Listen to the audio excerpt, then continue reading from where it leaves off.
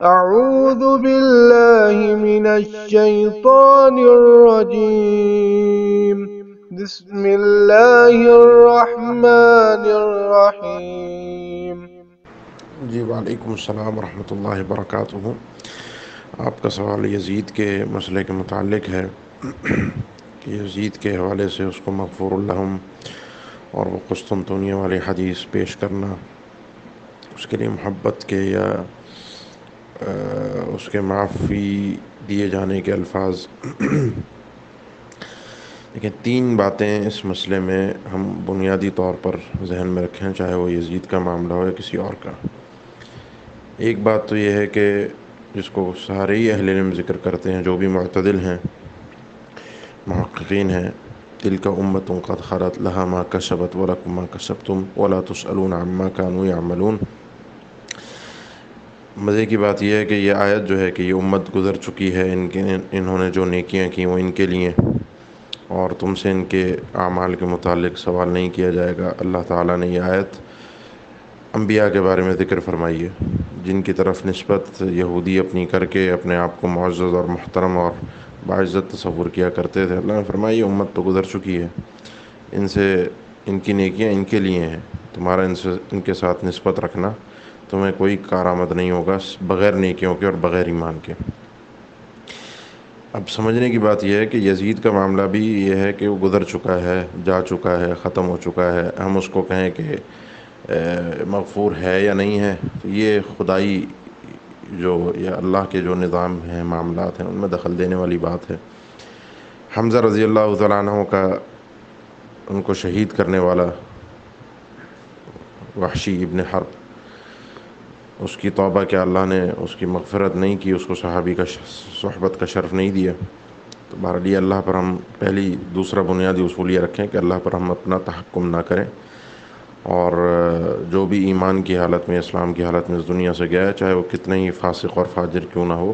ہم اس کے بارے میں یہ فیصلہ نہ دیں کہ جی اس کی مغفرت ہو ہی نہیں سکتی۔ پردے حقائق ان چیزوں سے اللہ واقف ہے، ہمیں ظاہر کے اوپر رہنے کو کہا گیا ہے۔ تیسری بات یہ ہے کہ میں دو اہل علم کا آپ کے سامنے بس تذکرہ کروں گا، میں اس مسئلے کی تفصیل میں نہیں جانا چاہتا، اور اس مسئلے کو بہت ہمارے یہاں اللہ ہمارے آلوں پر رحم فرمائے، 2015 کے بعد سے میں نے محسوس کیا ہمارے ملک میں، خاص طور سے پنجاب میں، یہ فتنہ اہل حدیثوں کے اندر حد درجے بڑھ چکا ہے، اور اس انداز میں بڑھ چکا ہے کہ اب محرم سے پہلے اور محرم میں ہمارے اہل حدیث بس دو جانب ہوتے ہیں، ایک طبقہ ہوتا ہے جو دوسرے کو ناسبی کہہ رہا ہوتا ہے، اور دوسرا ہوتا ہے جو پہلے والوں کو رافضی کہہ رہا ہوتا ہے۔ بس اہل حدیث پھر رافضی یا ناسبی بن جاتے ہیں، اور ایک دوسرے پر طعن و تشنیع اور ایک دوسرے کا جو گریبان ہم کھینچتے ہیں، اور اس میں پھر ماشاءاللہ سے صحابہ کا جو مقام اور مرتبہ ہے وہ بھی زیر بحث آتا ہے، اور اس کی بھی دھجیاں اڑائی جاتی ہیں، اور نہ اہل بیت کے مقام کو دیکھا جاتا ہے، اور نہ ہی معاویہ رضی اللہ تعالیٰ عنہ کے جو صحابی تھے اور مسلم صحابی تھے، ان کو اہل بیت نے، حسن اور حسین نے اپنا خلیفہ تسلیم کیا تھا۔ تو بڑی دھجیاں اڑائی جاتی ہیں، اور یہ بات یہ ذہن میں رکھیے کہ اہل بیت اور صحابہ کا معاملہ انتہائی خطرناک ہے، ہمارے ایمان داؤں پر لگ جاتے ہیں۔ لہذا اس میں شیخ الاسلام ابن تیمیہ رحمہ اللہ نے بارہا اس چیز کو ذکر کیا ہے منہاج السنہ اور دیگر کئی کتابوں میں، کہ اس معاملے میں، خاص طور سے یزید کے معاملے میں، علماء دو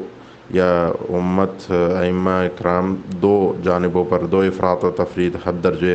اوپر گئے ہیں، حد درجے نیچے گئے ہیں۔ کسی نے تو اس کو کافر اور جہنمی قرار دیا ہے، اور کسی نے اس کو جنتی اور صحابیت کے درجے پر فائز کیا ہے، اور اس کے لیے وہ درجات رکھے ہیں جو شاید اہل بیت کے لیے بھی نہ رکھے ہوں، جو کہ ناسبی اور رافضی حقیقی ہیں۔ شیخ الاسلام ابن تیمیہ رحمہ اللہ خود لکھتے ہیں لا نحبہ ولا نسبہ، نہ ہم اس سے کوئی محبت رکھتے ہیں، نہ ہی اس سے ہم اس کو کوئی سب و شتم کرتے ہیں۔ ابن قدامہ مقدسی رحمہ اللہ نے اس کے بارے میں لکھا ہے کہ یہ بات ذہن میں رکھیے کہ ایک تاریخ جو ہے اس میں اس کی خلافت مسلم ہے، جس طرح کہ اس کے بعد، یزید کے بعد اور لوگ بھی جو آئے، جو خلفاء رہے، ان کی تاریخ مسلم ہے، اور صحابہ میں سے عبداللہ ابن عمر کا نام پیش کیا جاتا ہے جنہوں نے اس کی بیعت کی تھی، اور بھی کئی صحابہ تھے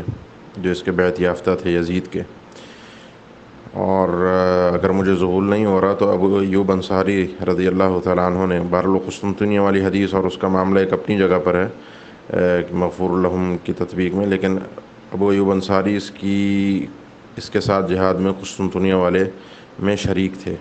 اگر مجھے ذہول نہیں ہو رہا تو۔ بہرحال یہ ایک اپنی جگہ پر معاملات ہیں۔ تو ابن قدامہ لکھتے ہیں کہ اس کی خلافت تو مسلم ہے، یعنی حاکم یہ بنا ہے اور حاکم رہا ہے، اور حکومت اس کی رہی ہے، اس میں کوئی دو رائے نہیں ہے، کیونکہ تاریخ اس بات کی گواہ ہے، کیونکہ اس کے دور میں اور کوئی حکمران پھر نہیں بن سکا۔ بہرحال اس سے محبت کرنے والے کرتے ہیں، اس سے نفرت کرنے والے نفرت بھی کرتے ہیں۔ یہ بات ذہن میں رکھی جائے، نہ یہ صحابی ہیں، اور یہ بھی بات ذہن میں رکھی جائے کہ اس شخص پر طعن یا گفتگو جو ہے اس طرح کے لوگ کرتے ہیں، وہ دروازہ کھول دیتا ہے صحابہ کے اوپر لعن طعن کا، خاص طور سے ان کے والد گرامی معاویہ رضی اللہ تعالیٰ عنہ پر پھر جو زبانیں چلتی ہیں یزید کی وجہ سے، اور جو گفتگو ہوتی ہے وہ ہمارے ایمان کے لیے شدید خطرناک ہے۔ سد الذریعہ شریعت کا ایک قاعدہ ہے کہ جو چیز آپ کو حرام کام تک پہنچائے اس سے آپ رک جائیے۔ وہ ذریعہ شریعت نے اس کو اگر اس پر گفتگو نہیں کی، اگر وہ مصالح مرسلہ میں جس کو پیش کیا جاتا ہے، یعنی آپ اس سے بہرحال ہمیں یہ چاہیے کہ ہم اس مسئلے میں سکوتی اختیار کریں، نہ ہمارا کوئی لینا نہ ہمارا کچھ دینا، لیکن یہ ضرور ہے کہ اس مسئلے میں پڑھ کر ہم کچھ گواہ ضرور دیں گے، یا اہل بیت کو یا صحابہ کو، اس لیے خاموشی بہتر ہے۔ میں اس مسئلے کی تفصیل میں زیادہ نہیں جانا چاہتا۔ اللہ ہمارے ایمانوں کی حفاظت فرمائے، ہمارے دلوں میں اہل بیت اور صحابہ، تمام صحابہ کی محبت کو، جو کہ ایمان کا جز ہے، اللہ تعالیٰ اس کو مزید بڑھائے اور ان کی اقتداء کرنے کی ہمیں توفیق دے۔ اور اہل بیت سے محبت کے لیے صحابہ کی تنقیص، ان کی تکفیر، یہ انتہائی گھٹیا طریقہ ہے، اور صحابہ یا معاویہ رضی اللہ عنہ سے محبت یا عقیدت اس کی وجہ سے اہل بیت کی تنقیص کرنا، یہ اس سے بھی گھٹیا طریقہ ہے۔ اللہ تعالی ہمیں دونوں جانبوں سے محفوظ رکھ کے اعتدال کے ساتھ اہل بیت اور صحابہ کے درمیان جو خود ان کے تعلقات اور محبت تھی اس کو سمجھتے ہوئے ان کی محبت کو قائم رکھنے کی توفیق دے۔ السلام علیکم ورحمۃ اللہ۔